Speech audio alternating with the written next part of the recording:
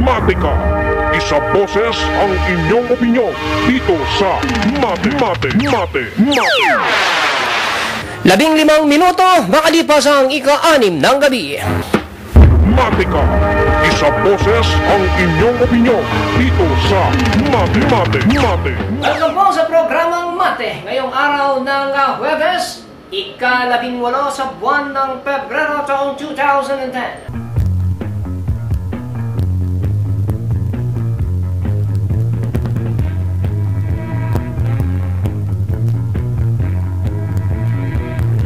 At syempre ako pa rin po ang inyong lingkod, Sal De Leon, na nag-imbita po sa inyo na sana samahan nyo kami ng aking katuwang sa ating programa ngayong gabi sa loob lamang po ng isang oras, alas 6 hanggang alas 7. Dito lamang po sa himpilang DZRJ 810 kHz sa inyong mga talapihitan. Ito po ang Radyo Bandido. Mate ka! Isa boses ang inyong opinyon dito sa Mate. At syempre sa lahat po ng inaabot ng aming broadcast, magandang gabi po sa inyong lahat, lalo na dito sa Pilipinas at syempre sa ating mga suki na nakikinig sa pamamagitan ng kanilang computer dyan sa Western Hemisphere. Magandang umaga po sa inyo dyan at syempre, salamat sa inyong patuloy na pagsuporta. Mate ka! Isa boses ang inyong opinyon dito sa Mate. Araw na naman po ng Huwebes, ito po ang ating segment, Exit Superhighway from Poverty. Isang programang nagpapakita kung ano ang mga dahilan kung bakit tayo patuloy na nagkakaroon ng malalang problema sa kahirapan. At syempre, mula sa pagtukoy ng mga problemang ito ay ano naman ang mga solusyon na maaaring gawin ng ating bansa upang tayo makaahon sa kahirapan. At syempre, sa ating segment na Exit Superhighway from Poverty, katuwang po natin sa ating programa ang tagapagsalita po ng Americans for a Better Philippines. Walang iba kung hindi si Engineer Art Uy. Engineer, magandang gabi sa iyo. Good evening, Zaldi. Good evening, Erwin. And of course, good evening, everybody. Ayan, ano? At syempre, ang ating pong pinag-uusapan dito ng mga nakaraan ay ang iba't ibang dahilan kung bakit nagdudulot ng kahirapan dito sa ating bansa. Sa ngayon ay kapiling pa rin natin si Engineer Art Uy upang tukuyin pa at itanong pa rin sa kanya kung ano pa yung nakikita ng mga grupo ng Americans for a Better Philippines, kung ano pa ang mga dahilan kung bakit patuloy ang kahirapang nangyayari dito sa ating bansa.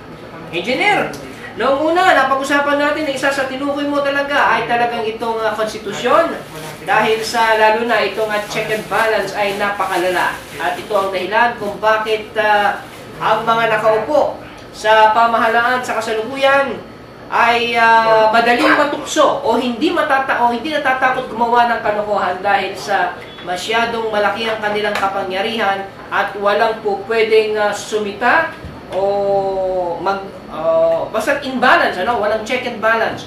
So, sa ngayon, ano ang iba pa, Engineer, na po pwedeng nakikita ninyo na nakakaambag ng patuloy na pagdala ng kahirapan dito sa ating bansa?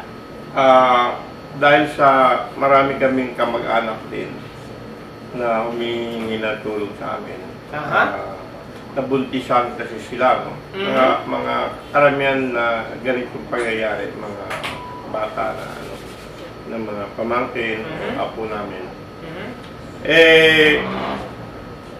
Ang parang mahirap i-explain dito sa Philippines dahil nga doon sa Amerika nasanay na kami sa abortion.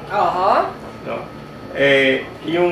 Yung halimbawa, yung isang bata na 16, 17 anyos, yung magulang akala nila masyadong maaga pang turuan sila mag-ingat tungkol sa mabuntis. So, hindi pa nila in-educate yung anak nila. Ganon din sa lalaki, ganon din sa babae. Ngayon, madalas mangyari, naglalaro-laro lang, nabuntisan.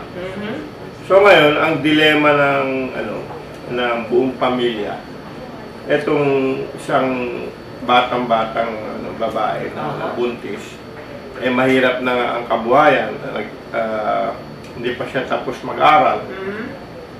Tapos buntis pa siya. Aha. Eh, nahirapan na nga yung magulang nitong babaeng pakainin siya, Mhm. Magkakaanak pa. magkakaanak pa. Aha. So, ang parang lumalabas na ano kasi, na solution na buwan, eh, Sa mga tanggapin natin ang tinatawag na abortion at very early stage. At very early Oh, stage. kasi kung yung ang nangyari sa Amerika, yung Roe versus Wade, Aha. meron mga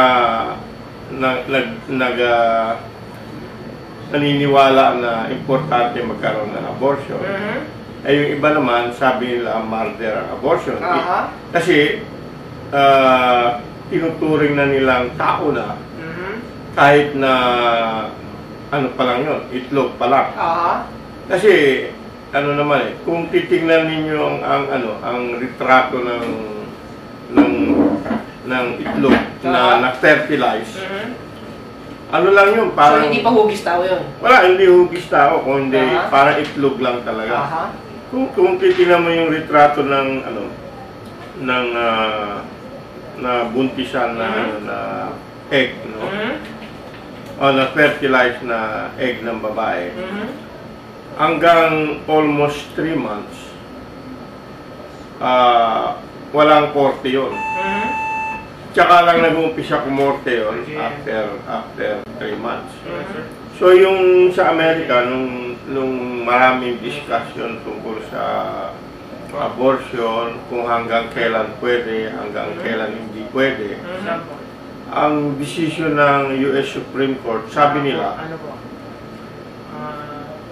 kukunin na lang natin sa viability ng itong fertilized na egg. Mhm. Ibig sabihin, kung halimbawa ayaw nung nanay, Mhm. Yes, sir. yung bata, Mhm. eh, dapat sana karapatan niya yun dahil sa privacy, di ba? Aha. Yun yung kabilang reasoning. No? Mhm. Yung kabila naman, sabi nila, murder na yun. Aha. Kahit na first day pa lang na nalaman niya na buntis siya, korte itlog pa lang yun, tao na yun. Yun ang tingin ng iba, no? Mhm. So ngayon, ang US Supreme Court, sinettle nila yon on the basis of tinatawag nilang viability. Mhm. Which is, kung halimbawa ilabas yung itlog na yan, mabubuhay ba siya ng sarili niya? Mhm. O di, siyempre, sa early stage, hindi talaga mabubuhay yun. Aha. So, kailan pwedeng mabuhay yung bata kung let's say merong artificial support, Aha. life support yung itlog na yon. Aha. Kailan pwedeng mabuhay yung fertilized na itlog na yan kung merong artificial support na sasalo sa kanya. Mhm. So, tinignan nila yung kung ano yung parang average. Aha. Di lumabas yun parang usually after 3 months. After 3 months. Kung merong mahusay na Equipment. na suportahan yung life nung Egg. kwan na yun. Mhm. Although hindi pa rin tao talaga yun. Aha.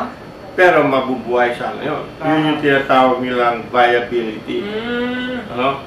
Okay. So, doon nagkasettle kung hanggang kailan pwede magkaroon ng abortion. Early stage abortion. Aha. Tapos kung kailan hindi na pwede. Ayun. Doon nila binase yung So, 3 kanilang months yung kanilang decision tsaka batas. Kasi may batas yan na hindi pwedeng mag-abortion pag late na masyado. Mhm. O kaya mas pwede pa kung maaga pa. Mhm. Tsaka depende rin yun sa state na tatanggap ng abortion. Aha. No?